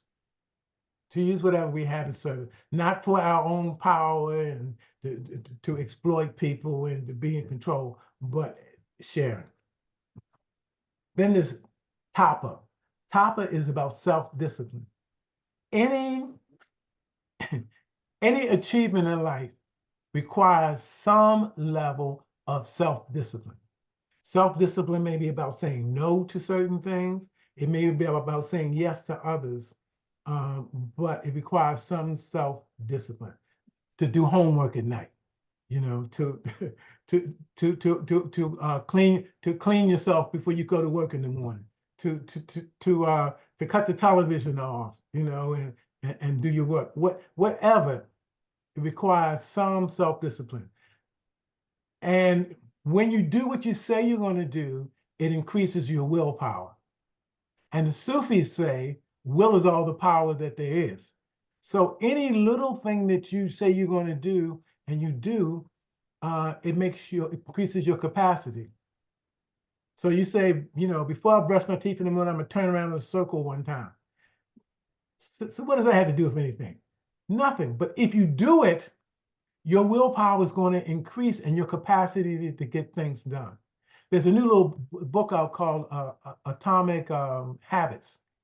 And atomic refers to small. It just talks about how we grow by doing small habits and with the science of making them into larger changes like that.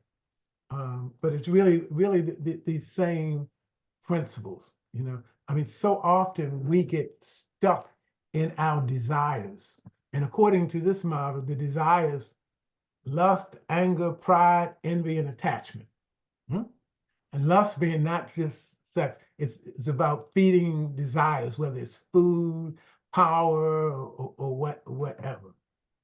Anger, I talked about anger. Pride, it's all about me.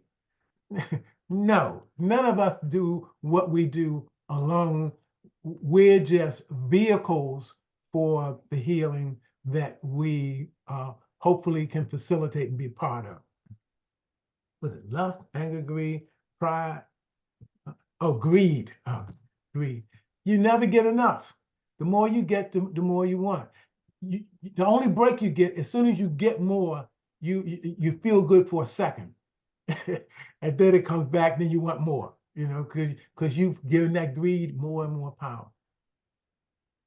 Pride. Well, envy was the one that surprised me, but how much, I'm sorry, in the community, we don't call it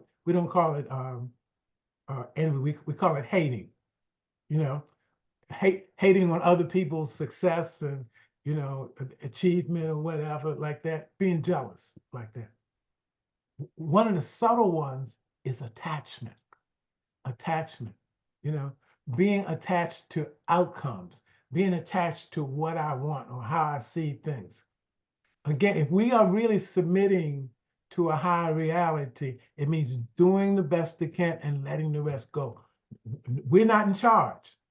We're not in charge. So it takes practice, because this Western society, again, facilitates more attachment to all of these things. But we do better spiritually, relationally, when we can grow past our attachments and develop an attitude of non-attachment. Then there's karma. Karma is right thought, right speech, and right action. A lot of people think of karma as punishment. No. Again, the universe is ordered. It's ordered. What you put out is what you get back. So if you're being generous through dana, my experience, and if you're giving freely and responsibly, stuff comes back to you that way too.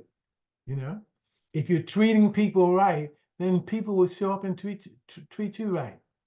Whatever you put out is what you get back. And then the last one is swadhyaya. Swadhyaya, as we talked about, self-study. Who am I really? What's my purpose? What's real? Those kind of existential questions that are always below the surface. And when we bring them out for people to examine, that can help reshape a lot of paths like that.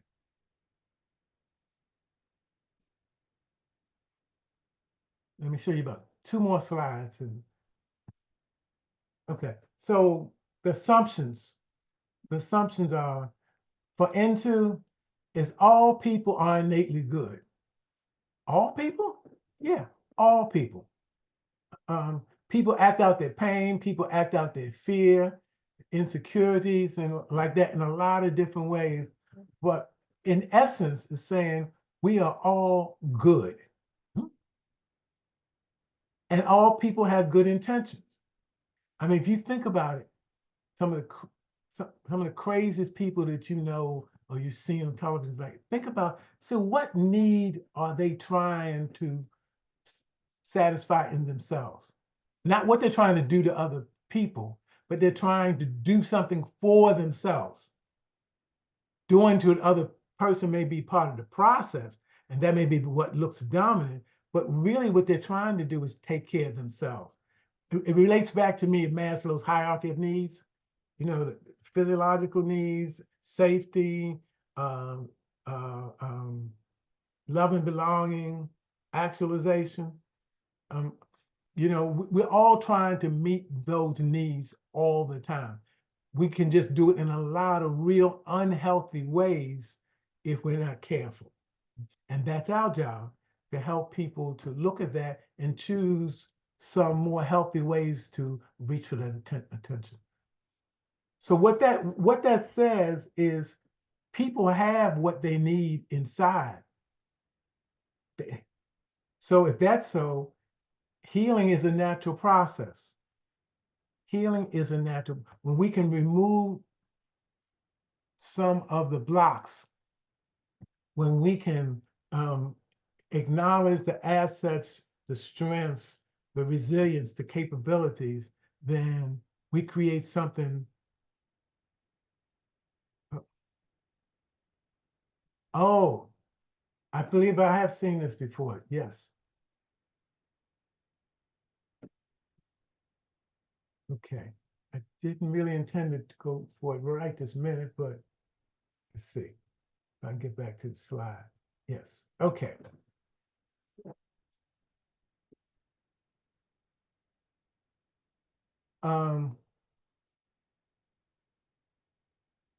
The helper is the facilitator or conduit of the helping process. All people want to be happy. I mean, lots of people that don't think they can, don't know how, but I've never met anybody who didn't want to be happy. Behavior is how human potential is actualized. Healing, skill development, and the creation of vision are part of the therapeutic process. And union with the universal or primal force is the ultimate goal of humankind. Again, that comes back to the spirituality. When we connect with our universal divine selves, That's the ultimate goal. For the other model, it's very closely the same thing. All people are divine in origin, behaviors rooted in positive intention. All behavior in essence is about giving or receiving love. Again, it's done in perverted ways, unhealthy ways, unacceptable ways at times. But everybody is trying to get love or give love. Maybe they're trying to give love to the people that they think are important. Maybe they're only trying to give love to themselves, but everybody is trying to give or receive love. And when we can connect with them around what their intention is, then we have more influence in helping them to shape their path. The family is the primary focus. Family's primary tasks are nurturing, socialization, protection. Talked about that. All families want the best for their family members. Yeah, family members don't talk to them and ain't seen them in a while and whatever, but that don't mean they don't want the best for them. Each of us is healthier when we're dealing with our own family issues. Change is a natural and continuous process. Love is the healing force in the universe. Boom. Okay, and those are what we call, these are the values. And we use it in values from Nguza Saba for into unity, self-determination, collective work and responsibility, cooperative economics, purpose, creativity, and faith. Again, it's a parallel process. It's not something you just lay on the client. You may never talk to the client about these directly, but you're holding these in your consciousness as you work through them. From a enriched structural family point of view, 7 rules. I will not find fault. I'm not looking for what's wrong. I'm looking for what's right. I will live up to my power, the power of my own discrimination. Again, using my total faculties to observe, to perceive, and to make decisions about when and how to move. I will not look for the fruits of my actions, non-attachment. I will be single-pointed. The mind can do stuff very rapidly, but it can only do one thing at a time. The whole thing about mindfulness is about being focused, one thing at a time. And then 3 short things. I will think something good, say something good, do something good. If I had some assistance here, I would sing that part for you because they put it in a song, but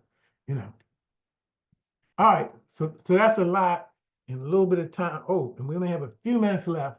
So let's jump out of here and tell me what you're taking from all of this.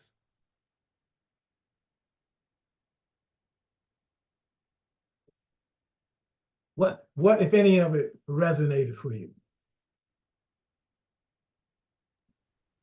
Well, I'll say a lot of it resonated for me. I actually got to see you, Dr. Gregory, as part of the African boot camp that was out of England. Yes, So that's why I was like, oh, I get another dose. And you have so many, just the way you conceptualize stuff is just so healing and so helpful. And I love the way today that you contextualize forgiveness as cleansing oneself. You're the first person that has framed it in that way. And that really, it resonates. And I think it will resonate with a lot more people in that way. So many of the things you said, you have all of these different sayings that I highlighted because of the way that you framed them. But that one I would say jumped up to me the most. And I guess at the root of what you're saying is that we're about being connected. And there's a continuum of connection that we're dealing with. I think the one thing that I didn't hear you point blank kind of talk about is what is healthy disconnection? Is there such a thing as disconnection on that continuum? So if you could speak to that maybe for a few minutes, that would be good. But aside from that, that's some of what I'm carrying with me today. And thank you so much. Yes, well, part of taking care of oneself is having healthy boundaries and limits.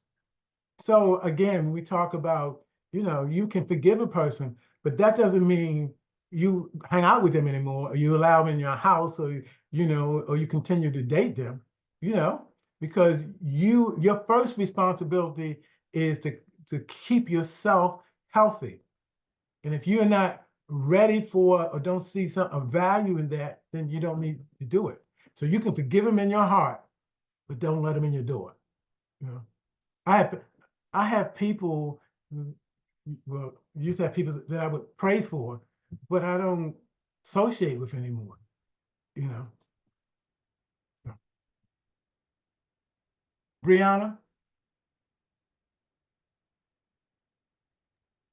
Yes, I just want to say the conversation was really good for me.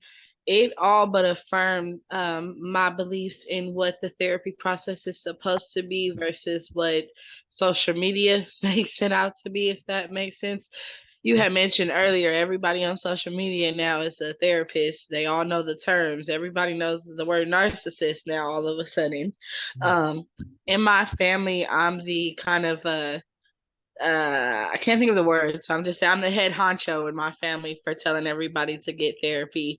And I've always said therapy is about conversating and helping you find the answers, and that person, the therapist, being more of a helper for you rather than a guider in a sense of telling you what's wrong. Whenever I have my conversations or we do mock therapy sessions, I've always tried to put myself in the position of just kind of sitting beside the person instead of in front of them and helping them go down the road to whatever direction it is that they're most likely is going to be the best for them. So these conversations about spirituality and even boundaries, even just this last few moments of speaking about boundaries, really just confirms for me that that is what we're supposed to be doing. We're supposed to be helpers instead of just telling you, this is what's wrong with you, take this prescription, go home. Yes. So thank you for that. Yes. Yes. Yes. Yes. Yeah. It's more than that. It's going to being present, keeping our vibrations high, you know, so that we have something healing to share with folks. And if our energy is high, you know, we're going to be able to help folks move forward. Anybody else? Well, can I add one more thing that you Sure. said that I loved? And that was that in many ways, we're the leaders on this planet because we've been through so much. And I think Brianna just kind of summed it up in terms of we have a wisdom. Our indigenous way of being in the world is so healing and so powerful. It's almost like our moral obligation to bring that to the world to try to help it to heal. Yes, yes, yes, yes, yes, yes, yes. So a lot of what we've been through has been preparation for our journey. Yeah, Brother Curtis, Sister Tamara, anybody? one thing that stood out to me that I'm not even sure if I've ever seen it, and many times I saw you present or just got it this time, was this idea of resiliency, this acquisitional reframe. I think that is was really powerful. You know, what did you know, you acknowledge the loss, and then, you know, once you go through that process, what's the acquisitional reframe? What have you gained? And I think that is powerful, and that stood out to me. And I'll be remiss if I wouldn't say, knowing the loss that you've recently undergone. I appreciate you for still continuing. If you didn't, whatever, but nonetheless, definitely appreciate it. Yeah, well, my father didn't sit down much either. He just kept on moving. But the thing about the acquisitional reframe, we get something out of everything. When I did my research, I had families that had gone through so much stuff. They lost family members to violence, to health issues, some locked up and this and that. I had about 11 families. but all of them were doing kind of well afterwards. So I just sat down and talked with them and asked them, you know, what got you through? What got you through? And I got a lot of information from them, and then it just came so clear that at some level, people would say things like, yeah, I lost my son, but it made me appreciate the rest of my children more. Yeah, you know, I lost my job, but it freed me up to think about um, other ways I could take care of myself and like that. I mean, it was over and over again, giving enough support and walking people, acknowledging the things. It always comes, there's always something there. We just have not been encouraged to acknowledge it and to value it. But again, that's that balance in the universe, you know, and say yes, we lost our physical freedom. But in the process, what did we gain out of it? I was thinking about a thing I saw on Frederick Douglass the other day. You know, some of us got stronger and got clear and more focused about what humanity is about, what life is about, you know, what I need to be doing with my time and energy. So if it, again, back to that appreciation, and say, I can focus on what I don't have, or I can appreciate what I do have. So maybe we'll write a paper on that at some point.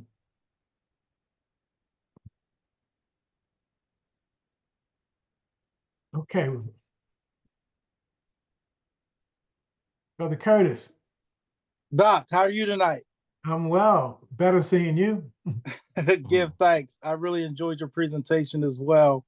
I just had one question. I know when Ross Ford, who is now has joined the ancestral realm, used to talk about the enriched structural family therapy. He used to talk about the importance as far as including the whole family, especially when you have people in certain settings. And we know that we always speak about the connectivity. Can you speak just a little bit about when we're engaging clients, how important is it to bring the whole family into some of these discussions on the carpet? Well, I think it's critically important. But understand this, the whole family is always there. They may not be there physically, but they're there because they're inside the person. So this person's mother has died, or this person's uncle, father lives in another country. You know, they're still in here. So when I'm working with them, I'm working with the knowledge that I'm trying to help them to heal those relationships and move forward in a healthy way.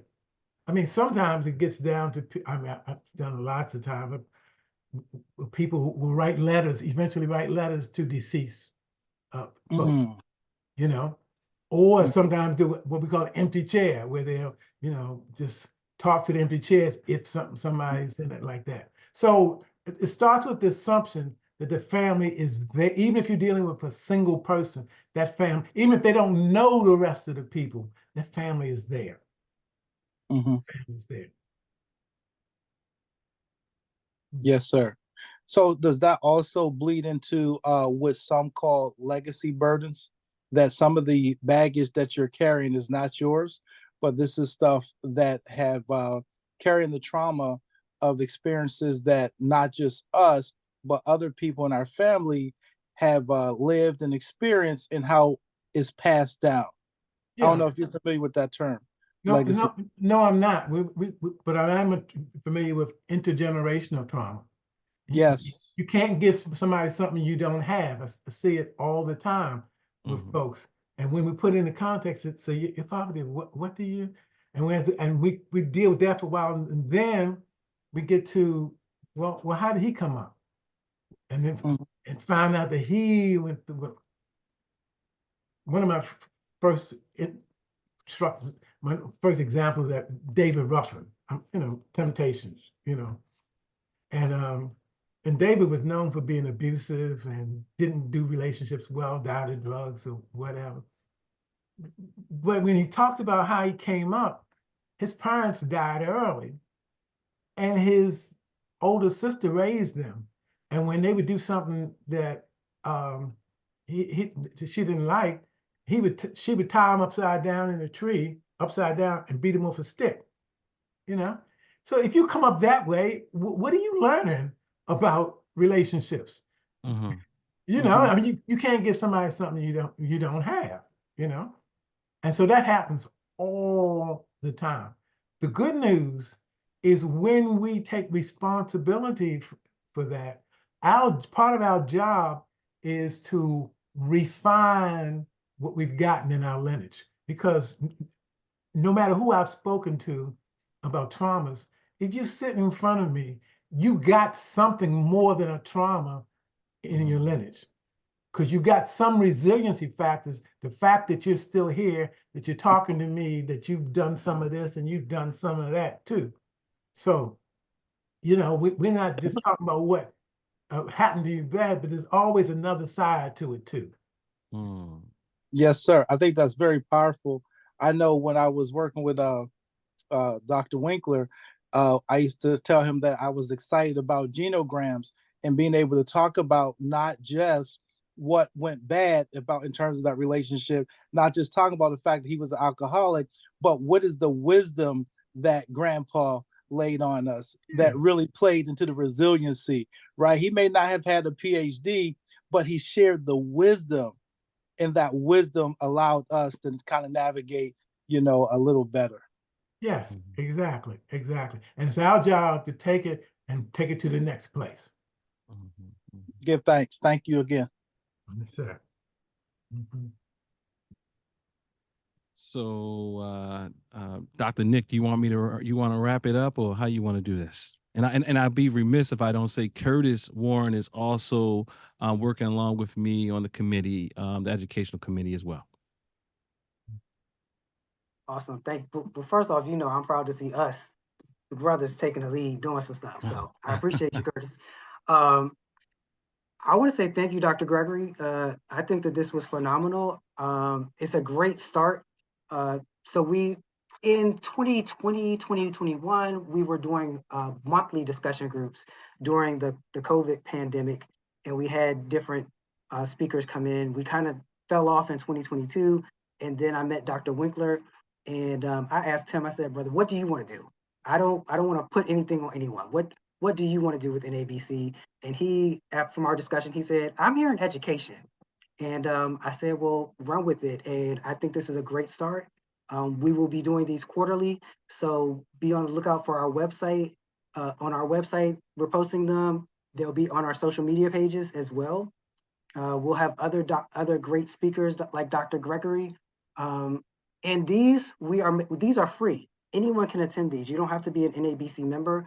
Although if you're not an NABC member, I would encourage you to join NABC. We have a lot of positive things going on within the organization. I always say in these discussions that this is Black excellence. And what I mean by Black excellence, because I think that we misconstrue and make Black, we talk about Black excellence, but a lot of times when we're talking about Black excellence, we're talking about Black elitism. And it's just the educated Black folks at the table. We have these open to everyone because we want Black excellence. Black excellence includes educated, uneducated. We all have a different perspective. We all bring something to the conversation. And the conversation moves forward. The community moves forward by having everybody that's a part of the community buy in and be a part of the conversation, right? So that is why we do these things the way that we do them. So thank you, Dr. Gregory. We are excited to have you. I think that you need to have Dr. Gregory speak at the conference in 2020, but I'm just saying, I'm not telling you what, but I'm encouraging that to happen. The conference in 2020. 2025, sorry, Okay. 2025. I mean, it's possible to go back in time. You I know. know. Well, hey, you said we were the leaders, right? Yeah. Mhm. We were the innovators. But yeah, I think that he would be great to have him speak at the conference in 2025. And then he can have a session where, you know, there could be more people participating. And definitely, I think, especially when we're having younger entrants into the field, hearing from someone like Dr. Gregory that's got a different perspective than what you're learning at these institutions of higher learning, that is more culturally relevant, especially when you're dealing with our people, I think is something that they would benefit from hearing. I think he and I seem to share a lot of the same thoughts on some things. So I'm not going to prolong, I'm not going to belabor you, as they would say in church. The hour is long. So we're going to let you all go. This will be posted to our YouTube page. So you all can go back and revisit it. If there's something that Dr. Gregory dropped and you're like, I know he said this, but I can't remember what it was, you'll be able to go back and view it. NABC does have a YouTube page. So you can go to our YouTube page and view it. Again, thank you all for participating and enjoy the rest of your Sunday. Mhm. Thank y'all. Take care. Thank you. Thank you. Bye. Blessings.